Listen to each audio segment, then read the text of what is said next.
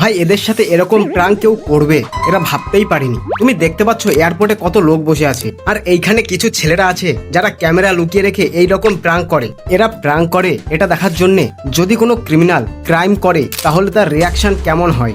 এইখানে কি হচ্ছে আমি বলছি। এইখানে যে ছেলেদের গ্রুপটা থাকে তাদের মধ্যে কেউ একজন এসে এখানকার লোকেদের ছবি তোলে, আর সেই ছবিগুলো তাড়াতাড়ি কম্পিউটারে প্রিন্ট করে নিয়ে আসে, আর সেগুলো এখানে থাকা সব লোকেদের মধ্যে বিলিয়ে দেয়। আর সেই কাগজগুলোকে নিয়ে কিছু ছেলেকে তাদের সামনে বসিয়ে দেয়, আর ছেলেগুলো সেখানে বসে সে খবরের কাগজ উল্টে তার দিকে বসে খবর পড়ে। আর যখন কোনো লোক খবরের কাগজে তার ছবি দেখে তখন তার রিয়াকশনটা ঠিক এরকম হয়। এছাড়াও তারা সেই লোকের হেডলাইনও টিভিতে চালু করে দেয়। তুমি এই মহিলাকে দেখতেই পাচ্ছ, যখন সে তার ছবি খবরের কাগজে দেখতে পায় তখন তার রিয়াকশন কিরকম হয়। আর যখন কোনো ব্যক্তি ঘাবড়ে যায় তখন তারা নিজেরাই তাদের কাছে গিয়ে কথা বলে।